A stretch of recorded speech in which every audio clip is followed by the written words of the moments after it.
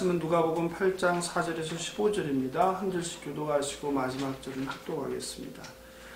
각 동네 사람들이 예수께로 나와 큰 무리를 이루니 예수께서 비유로 말씀하시되 씨를 뿌리는 자가 그 씨를 뿌리러 나가서 뿌릴새 더러는 길가에 떨어짐에 밟히며 공중의 새들이 먹어버렸고 더러는 바위 위에 떨어짐에 싹이 났다가 습기가 없으므로 말랐고 더러는 가시떨기 속에 떨어짐에 가시가 함께 자라서 기운을 막았고 더러는 좋은 땅에 떨어짐에 나서 100배의 결실을 하였느니라. 이 말씀을 하시고 외치시되 들을 귀 있는 자는 들을지어다. 제자들이 이 비유의 뜻을 물으니 이르시되 하나님 나라의 비밀을 아는 것이 너희에게는 허락되었으나 다른 사람에게는 비유로 하나니 이는 그들로 보아도 보지 못하고 들어도 깨닫지 못하게 하려 함이라.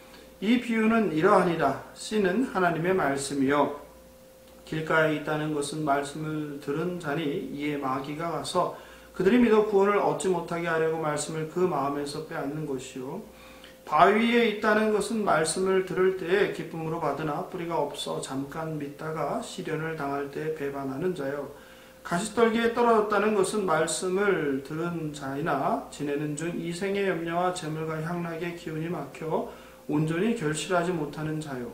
함께 읽겠습니다. 좋은 땅에 있다는 것은 착하고 좋은 마음으로 말씀을 듣고 지키어 인내로 결실하는 자니다. 아멘. 기도하겠습니다. 자비와 긍휼이 풍성하시고 공의로우신 하나님 아버지, 주님께서 허락하신 하루를 이렇게 말씀과 찬양과 기도로 시작할 수 있도록 저희들에게 건강과 환경을 허락해 주심에 감사합니다. 누가복음 8장으로 네 가지 밭의 비유라는 제목으로 말씀을 전합니다. 예수님께서 들려주시는 네 가지 밭의 비유의 의미를 올바로 깨닫는 시간 될 수 있도록 저희에게 지혜와 은혜를 허락하여 주옵소서. 무엇보다도 착하고 순전한 마음으로 하나님의 말씀을 받고 새기고 순종으로 실천하길 결단하는 복된 시간 될 수 있도록 오늘 이 새벽 기도회를 함께하여 주시옵소서.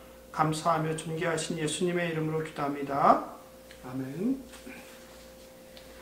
성도 여러분, 한 주간도 평안하셨는지요? 벌써 2월의 마지막입니다.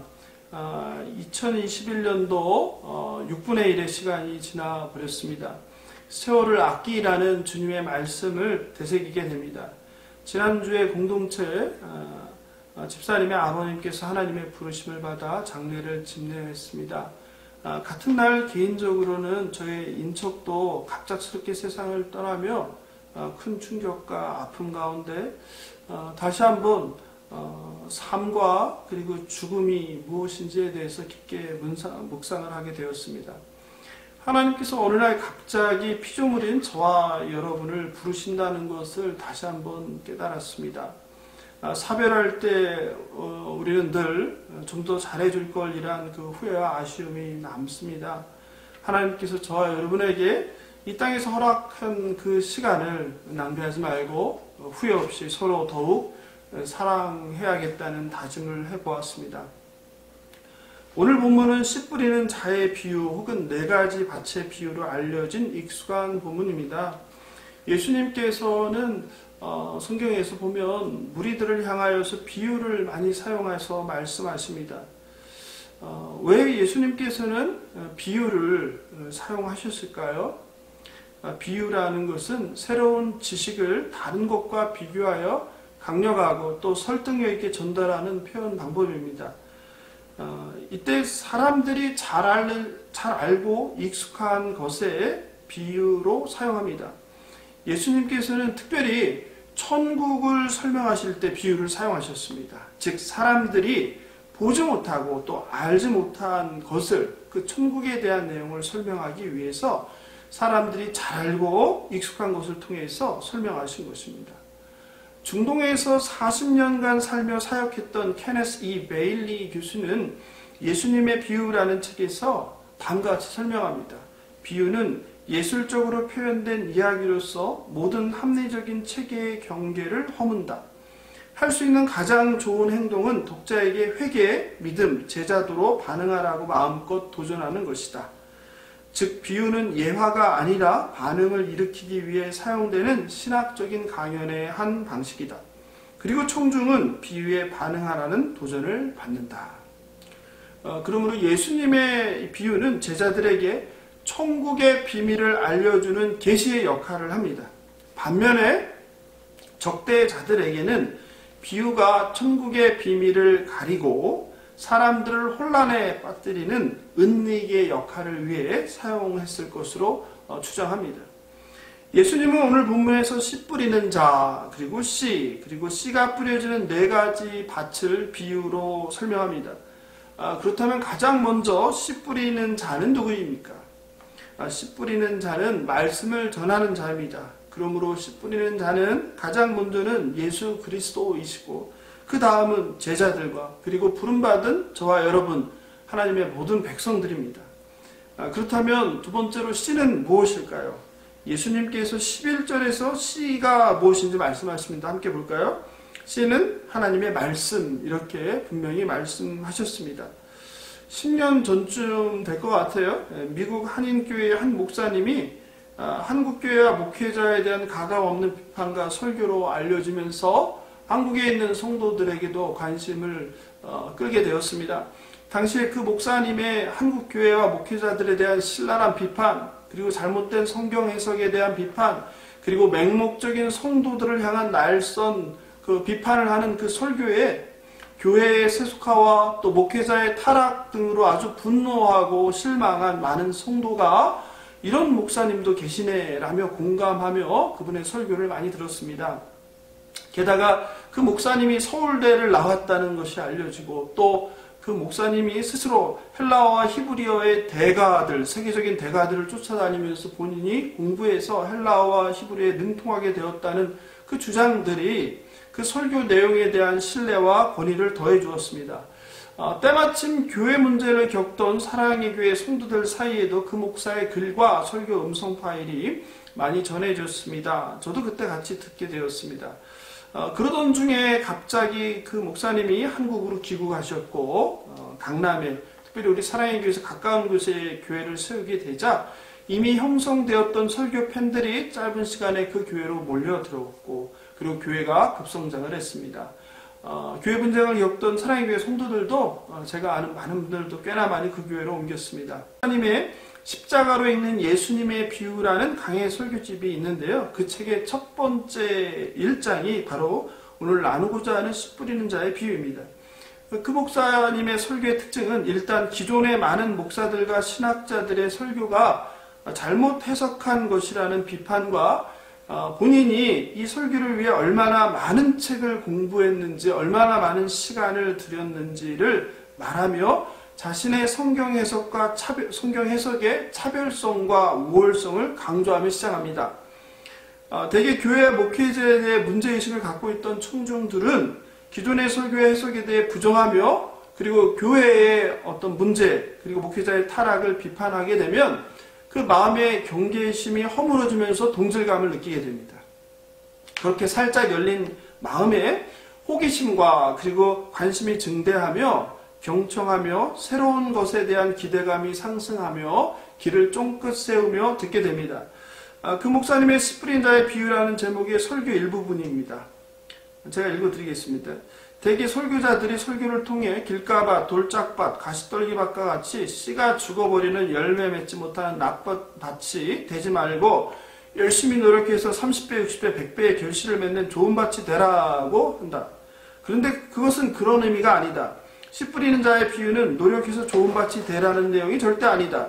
가시를 제거하고 돌을 제거하여 옥토가 되라는 것은 알미니안적인 설교이다. 부패한 죄인은 결코 좋은 밭이 될 수 없다. 여기까지는 그래도 괜찮습니다. 그런데 문제는 다음입니다. 계속 읽어드리겠습니다. 핵심은 씨에 있다. 씨는 예수님이시다. 밭이 옥토가 되어서 열매를 맺는 게 아니라 한 알의 씨가 떨어져 죽어야 30배, 60배, 100배 열매를 맺는다. 설교를 듣다 보면 설교자, 그 목사님의 자신감 넘치는 아주 강력한 호소에 조금씩 끌려 들어갑니다. 그런데 문제는 그 차별성과 우월성을 강조한 그 목사님의 성경 해석이 일부 잘못되었다는 사실입니다. 오늘 함께 읽은 본문에서 예수님께서는 제자들에게 비유를 직접 풀어서 설명해 주십니다. 씨가 무엇이라고 말씀하셨습니까? 씨는 하나님의 말씀이라고 분명히 예수님께서 말씀하셨습니다. 그런데 그 목사님은 씨가 예수님 자신이라며 그 생명이신 예수님께서 스스로 열매 맺는 것이지 우리 인간은 죄인이라 결코 좋은 밭이 될 수 없다는 설교였습니다. 씨 뿌리는 자는 그럼 누구입니까? 그럼 하나님입니까? 씨는 예수님이고요. 이런 식으로 이제 해석이 잘못되게 됩니다. 씨 뿌리는 자는 예수님이셨고요. 그리고 그 후에 예수님의 제자들과 저와 여러분이고요. 그리고 씨는 분명히 예수님의 말씀입니다. 인간의 전적인 부패와 하나님의 절대적인 은혜는 옳습니다. 그러나 씨와 그리고 밭을 잘못 해석하고 적용하였습니다. 하지만 비유의 뜻을 해석해 주지 않는 예수님의 다른 비유와 달리 씨 뿌리는 자의 비유는 예수님께서 특별하게도 제자들의 요청에 그 비유의 뜻을 친절하게 하나하나 직접 해석해 주셨습니다. 그러므로 이 비유에 대해서 하나님의 말씀인 씨를 달리 해석할 이유가 조금도 없습니다. 때로 우리는 설교자의 새로운 해석이라는 말에 혹은 기존의 해석을 전면으로 부정하는 방식의 설교들을 주의할 필요가 있습니다. 그 목사님의 해석대로 씨가 예수님이라면 그 씨가 뿌려지는 밭은 사실 아무런 의미가 없습니다. 중요하지 않습니다. 씨가 떨어진 흙이 길가이든 바위든 가시, 나무, 떨기이든 생명이신 예수님은 역사하셔서 스스로 역사하셔서 환경과 무관하게 싹이 나고 자라나야 정상입니다. 그러나 성경은 다르게 말합니다. 길가, 돌짝밭, 가시떨기에 떨어진 씨들은 결국 결실을 맺지 못하고 죽어버립니다. 그럼 씨가 예수님이라고 했으니 예수님이 죽으신다는 의미입니까? 성경은 농부가 뿌린 씨와 상관없이 씨가 떨어진 흙이 좋으냐 나쁘냐의 상태에 따라서 결과가 다르다, 결실이 달라진다고 우리에게 말하고 있습니다. 그렇다면 길가, 바위, 가시떨기, 좋은 땅이란 이 네 가지 밭은 무엇을 의미할까요? 예수님께서는 네 가지 밭이 무엇을 의미하는지 그 비유를 직접 12절, 15절에 설명하십니다. 같이 한번 다시 읽어보겠습니다. 길가에 있다는 것은 말씀을 들은 자니 이에 마귀가 가서 그들이 믿어 구원을 얻지 못하게 하려고 말씀을 그 마음에서 빼앗는 것이요. 바위에 있다는 것은 말씀을 들을 때 기쁨으로 받으나 뿌리가 없어 잠깐 믿다가 시련을 당할 때 배반하는 자요. 가시떨기에 떨어졌다는 것은 말씀을 들은 자이나 지내는 중 이생의 염려와 재물과 향락의 기운이 막혀 온전히 결실하지 못하는 자요. 좋은 땅에 있다는 것은 착하고 좋은 마음으로 말씀을 듣고 지키어 인내로 결실하는 자니라. 그렇죠? 네 가지 밭은 씨인 하나님의 말씀이 뿌려지는 땅을 의미합니다. 밭은 예수님의 말씀을 받는 누구입니까? 마음이죠. 마음. 사람들의 심령입니다. 그러므로 이 비유의 핵심은 땅의 다양한 수용성입니다.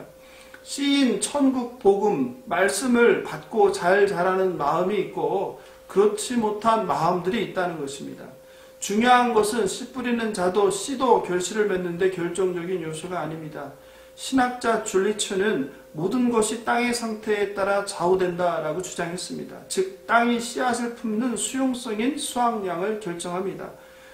누가복음의 대가인 신학자 다렐 보크도 역시 비유의 초점은 씨가 아니라 네 가지 다른 밭이라고 설명했습니다. 길가, 바위, 가시떨기는 뿌려진 씨가 잘 자라지 않고 결실하지 못하는 밭입니다. 그렇다면 예수님의 씨 뿌리는 자의 비유를 통해서 우리가 얻을 수 있는 교훈은 무엇일까요? 첫째, 우리는 복음 전도자로서 복음의 대상을 판단하거나 차별하지 말고 복음을 성실하게 전해야 합니다. 이 비유는 복음이 선포될 때 어떤 사람은 그것을 거절하고 어떤 사람은 그것을 잠깐 동안 받아들이지만 다시 떨어져 나가고 어떤 사람은 경청하고 잘 받아들여 열매를 맺게 된다는 것입니다. 예수님께서는 이런 자의 비유를 5절 8절에서 말씀하신 것이죠.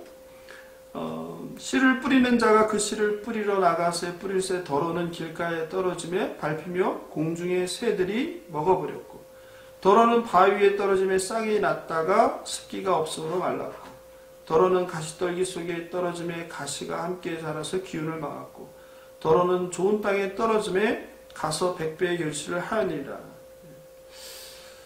씨 뿌리는 자는 씨가 잘 자랄지 아닐지 생각하며 밭을 고르지 않고 말씀을 뿌립니다. 열매 맺을 좋은 흙을 애써 찾지 않습니다. 밭이 길가인지 꼭 돌짝밭인지 가시떨기인지 아니면 좋은 밭인지 구별하지 않습니다. 그저 말씀의 씨를 세상 가운데 뿌리는 것입니다. 마찬가지로 말씀을 전하는 자는 말씀을 전하려고 하는 그 대상이 말씀을 듣고 믿을 가능성이 높은 사람인지 아니면 이 사람은 환난이나 박해가 오면 말씀을 버릴 사람인지 구별하지 않습니다. 즉 복음 전도자는 결코 천국 복음의 씨를 뿌릴 그 흙이 어떠한지를 판단하지 않습니다. 스스로 전도 대상자의 상태를 판단하면 안 됩니다. 그런데 복음을 전하는 우리의 현실은 어떻습니까? 우리는 이미 구원받을 사람과 구원받지 못할 사람을 스스로 규정할 때가 많습니다. 그래서 하나님의 백성으로 가능성이 높은, 즉 교회에 다닐 가능성이 높아 보이는 사람들에게 복음을 전하려고 합니다. 아마도 흉악범이나 또 창녀, 조직폭력배, 또 이종 종파나 이슬람인 등에게 천국 복음을 전하려고 하는 사람은 드물 것입니다. 하지만 죄인들의 친구인 예수님은 이방인 백부장에게, 그리고 과부에게, 세리에게, 귀신 들린 자들에게, 그리고 사마리아 여인을 찾아 구원의 은총을 베풀었다는 사실을 기억해야 합니다. 당시에 이스라엘에서 구원의 범주에 있을 것이라고 생각하지 않은 사람들이 정작 예수님의 구원의 은총을 받았습니다. 교회 갱신을 하며 성도 여러분은 가족과 친인척과 이웃들에게 천국 복음을 열심히 뿌리고 계신지요? 씨 뿌리는 자가 우리의 사명이라는 것을 늘 기억하면 좋겠습니다. 교회를 바르게 세우는 것도 중요하지만 우리는 예수님의 세상에 보냄받은 자로서 천국 복음인 예수님의 말씀을 세상에 사람들에게 전달하라는 그 사명을 받은 자들입니다. 저와 여러분이 세상에 씨를 뿌리는 자로 보냄받았음을 기억하고 그 밭이 어떠한지를 판단하거나 차별하지 말고 농부처럼 성실하게 그리고 겸손하게 말씀의 씨를 뿌릴 수 있길 소망합니다. 둘째, 뿌려진 씨인 복음의 결과를 통제하려고 하면 안 됩니다.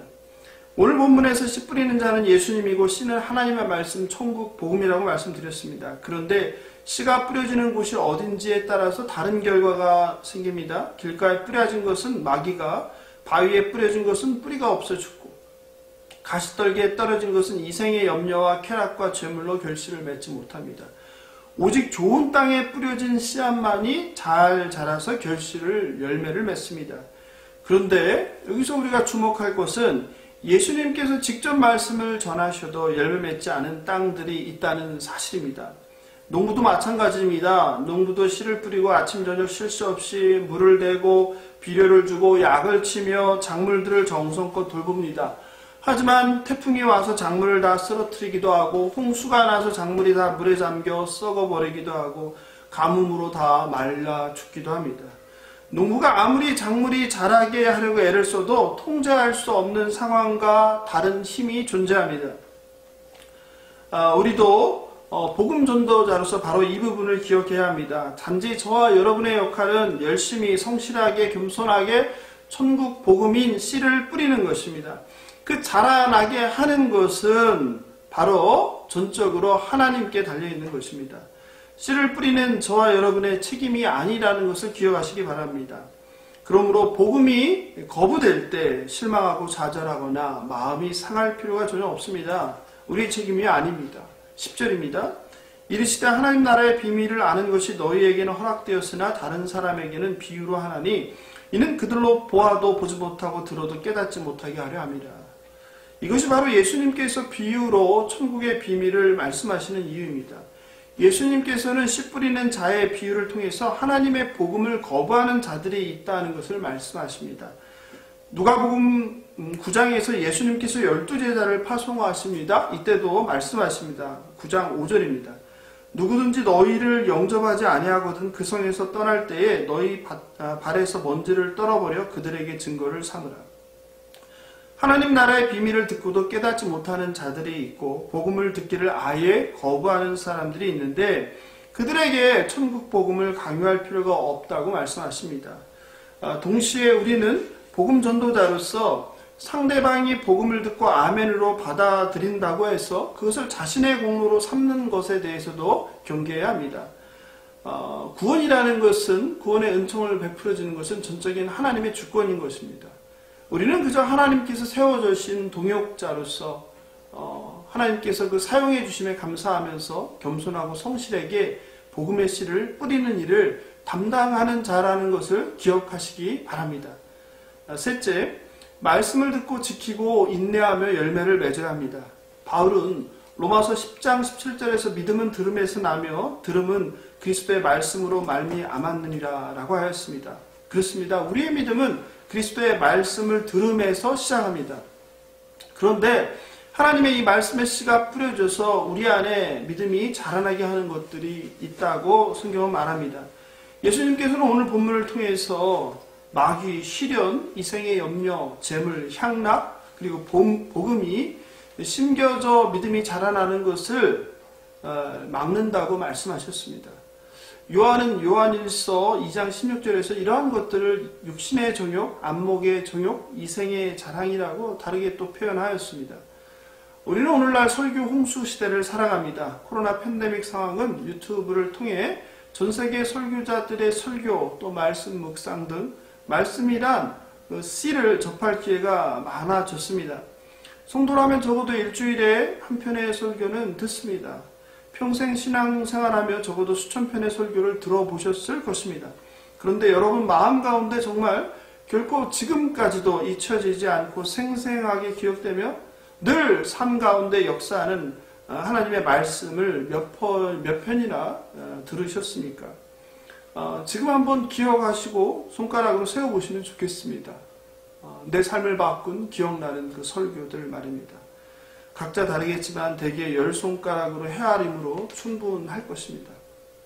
반면에 우리는 설교에 시험 드는 경우도 있습니다. 나의 가려운 곳을 긁어주는 설교, 내가 동의하는 설교, 내가 잘못 알고 있던 말씀을 깨닫게 해주면, 그래서 나의 지식을 자라게 하는 그런 설교들은 은혜롭지만 내가 관심 없는 내용이거나 내가 솔직히 100% 동의하지 않는 내용, 또는 뻔하고 뻔한 설교를 하면 그놈은 공쳤다고 생각할 때도 있습니다. 내가 이런 설교를 듣자고 이른 아침 일어나서 준비하고 멀리서 여기까지 왔나라며 불평하고 후회하는 마음이 생길 때도 있습니다. 그런데 우리가 기억할 것은 설교가 예배의 전부가 아니라는 사실입니다. 물론 1차적으로 설교자들의 문제가 가장 클 것입니다. 그런데 항상 설교자들만의 문제는 아닐 것입니다. 뿌려지는 말씀을 받는 청중의 마음밭이 문제인 경우도 있을 것입니다. 예수님께서 4가지 밭의 비유를 통해서 천국 복음이 우리 안에 잘 뿌려져 믿음을 견고하게 자라나게 하는 것을 막는 것들이 있다고 그래서 말씀하시는 겁니다. 때론 마귀가, 때론 시련이, 때론 이생의 염려와 재물, 그리고 향락이 우리 마음 가운데 말씀의 씨가 뿌려져 그리고 심겨지고 자라나고 그리고 지키고 순종하여 실천하는 것을 방해한다고 예수님은 말씀하십니다. 2007년에 서울의 한 대학 최고 교양자 과정에 다녔습니다. 그 과정에는 대기업 CEO나 중견기업 대표들이 많이 있었습니다. 그 중에 유명한 중소기업 사장과 개인적으로 친했는데 한 번은 이분이 연말 송년회 자리에서 평소 술을 잘 드시던 분인데 술을 안 드셨습니다. 그러면서 오늘은 일찍 가야 한다고 하시면서 자신이 다니는 분당의 대형교회에서 예수님을 믿게 된 것을 간증한다고 하셨습니다. 그리고 그 장면이 CBS 방송에도 나온다며 제게 꼭 들으라고 하셨습니다. 교회를 안 다니시던 분이셨는데 사업상에 큰 어려움을 겪었고 그리고 얼마 전 예수님을 믿게 되셨고 세례를 받고 간증한다고 하셨습니다. 그 몇 년을 제가 매 주일마다 말씀 문자를 그분께 보내드렸습니다. 그런데 어느 날 그분이 제게 문자 답장을 보냈는데 그 문자를 읽고 한동안 마음이 심란했습니다. 제가 읽어드리겠습니다. 강사장, 나 예수 그런 거 몰라. 그러니 다시는 이런 문자 보내지 마세요. 감정 없는 짧은 문자 속에 담긴 그분의 분노와 서리빨 같은 한기가 느껴졌습니다. 사실 간증할 당시엔 사업 실패로 몇 년을 고생하다가 아주 좋은 투자자를 만나서 큰 투자를 받고 다시 재개하던 시점이었습니다. 그런데 나중에 언론을 통해 확인하니 그 투자를 받고 시작하셨던 그 새로운 사업이 다시 큰 실패를 하며 어려움을 겪게 되었다고 합니다. 평생 마신 술을 끊고 신앙생활을 결단했고 대형 교회에서 수만 명의 성도들 앞에 간증하셨지만 또 다른 실패와 시련으로 예수님을 완전히 부인하게 된 상황에 놀라기도 하고 제 마음도 많이 아팠습니다. 물론 그 이유가 전부는 아닐 것입니다. 또 지금은 세월이 오래 흘러서 다시 회개하고 예수님께 돌아왔을지도 모르겠습니다. 사람은 누구나 긴 고난 가운데 오직 예수님만 의지하면서 말씀대로 기도하면서 응답을 기다립니다. 그런데 응답은커녕 고난이 계속되고 또 어려움이 점점 더 가중되다 보면 어느 순간 자신도 모르게 믿음도 흔들리고 약해지고 하나님과 예수님에 대한 그런 의심이 들게 됩니다. 성도 여러분들도 실제로 신앙생활을 하며 뿌려진 하나님의 말씀을 마귀가 채워가고 또 고난, 시련으로 또 때로는 염려로 또는 나의 어떤 욕심, 욕망으로 말씀과 믿음이 자라는 것을 막는 경험들을 직접 해보셨을 것입니다. 설교 말씀에 은혜 받아 눈물 흘리고 아멘 아멘 화답하고 감동도 받지만 그저 며칠 뿐이고 은혜로운 말씀은 온데간데 없이 사라져버리고 삶의 변화는 조금도 없는 경우가 사실 우리에게 허다합니다. 이런 경우 대체로 자신이 동의한 말씀이었거나 말씀이 행함은 없이 신비에 새겨진 것이 아니라 우리 머리에 지적으로 새겨지거나 쌓인 경우가 많습니다. 물론 말씀이 심겨지고 잘 자라 열매 맺는 좋은 밭은 우리의 노력이나 공로로 되는 것은 아닙니다. 이건 역시 하나님의 전적인 은혜입니다. 그래서 밭에 감추인 보화를 아는 것이 하늘나라의 신비고 그리고 그것이 예수를 믿는 사람들에게 주어진 특권이기도 합니다. 그러나 주일 예배 시간마다 하나님의 말씀을 듣는 우리의 자세나 태도를 점검할 필요가 있습니다. 그냥 말씀을 들으려고 참석하는지 아니면 피조물로서 창조자 하나님을 경외하며 하나님께 진정으로 경배와 찬양을 드리기 위해 영과 진리로 예배하는지도 우리는 점검해야 합니다. 그리고 말씀을 받는 우리의 내면 속에 길가, 돌짝밭, 또 가시떨기와 같은 부정적인 생각들, 교만함, 의, 세상에 대한 관심, 이생의 자랑, 의심, 유혹들은 없는지 점검해야 합니다. 예수님께서는 15절을 통해 씨가 결실을 맺는 좋은 땅을 설명하셨습니다. 15절을 같이 함께 읽어보겠습니다. 좋은 땅에 있다는 것은 착하고 좋은 마음으로 말씀을 듣고 지키어 인내로 결실하는 자니라. 착하고 좋은 마음이라고 합니다. 순전하고 열린 마음으로 말씀을 듣는 것입니다. 편견이라 선입관 없이 말씀을 듣는 것입니다. 그리고 받은 말씀을 신비에 새기고 순종하며 말씀대로 지키고 살아날 때 결실한다고 합니다. 그냥 말씀을 들었다고 열매 맺는 것이 아닙니다. 그 말씀을 새기고 그리고 지키고 그리고 인내해야 한다고 합니다. 살다 보면 많은 시험이 우리의 믿음을 도전합니다. 때론 육신의 욕망과 세상에 대한 욕심들이, 때론 자존심이, 때론 힘겨운 고난들이 우리 믿음을 버리고 현실과 타협하게 할 때가 많습니다. 건강이나 사람들과의 관계, 또 진리로 나아가는 것을 막기도 합니다. 마귀는 그때마다 어떻게 알고 아주 세밀하게 우리 안에 그 약한 곳을 집요하게 공격하며 우리를 믿음에서 파손하게 합니다. 바라옵기는 매주일 설교를 들을 때마다 또 영상으로 말씀을 들을 때마다 착하고 좋은 마음으로, 순전한 마음으로 말씀을 듣고 새기시기 바랍니다. 사실 선포되는 하나님의 말씀에 은혜를 받지 못하고 시험 들면 결국 우리 자신만 손해입니다. 일상에서 하나님의 말씀을 지키어 인내하여 풍성하게 결실하길 바랍니다. 다시 한번 말씀드립니다. 씨 뿌리는 자의 비유는 농부가 땅을 잘 구별해서 열매 맺을 좋은 밭에 씨를 뿌려야 한다는 이야기가 결코 아닙니다. 우리는 하나님 나라의 복음을 전하는 자로서 가는 곳마다 만나는 사람마다 상대방을 판단하지 말고 환경을 탓하지 말고 그저 말씀의 씨를 성실하게 뿌려야 합니다. 또 다른 한편으로 우리는 말씀을 받는 자, 듣는 자입니다. 그러므로 우리가 말씀을 받는 자로서 우리의 태도와 마음가짐을 점검해야 합니다. 좋은 땅은 착하고 좋은 마음이라고 말씀하셨습니다. 하나님의 말씀을 설교를 통해 들을 때마다 하나님을 경외하는 마음으로 비판적 자세보다 순전한 마음으로 하나님께서 말씀을 통해 우리에게 주실 그 은혜를 사모하면 좋겠습니다. 들은 말씀을 지키고 순종하여 인내하고 실천하는 것은 다름 아닌 저와 여러분의 몫입니다. 코로나 팬데믹으로 말씀이 넘치는 시대, 이 시대 가운데 목사보다 성경 내용과 신학적 지식을 더 많이 알고 있는 성도들이 많다고 생각합니다. 그런데 문제는 성경 지식을 많이 쌓는 것이 아니라 얼마나 말씀을 지키고 순종하여 살아내는가에 달려있다고 생각합니다. 웃기는 말씀의 지식이 쌓여 머리만 커지는 것이 아니라 오히려 손과 발로 말씀대로 살아내야 한다는 것을 기억하시기 바랍니다. 갱신 공동체가 씨 뿌리는 농부로 천국 복음을 성실하게 세상에 뿌리고 말씀을 듣는 자로서 말씀을 마음에 새기고 지키고 실천하는 삶으로 풍성한 열매를 맺게 되길 예수님의 이름으로 축복하며 기도합니다. 오늘 감사합니다. 저는 다음 주 토요일 새벽에 여러분을 다시 만나 뵙겠습니다. 평안하시고 안녕히 계십시오.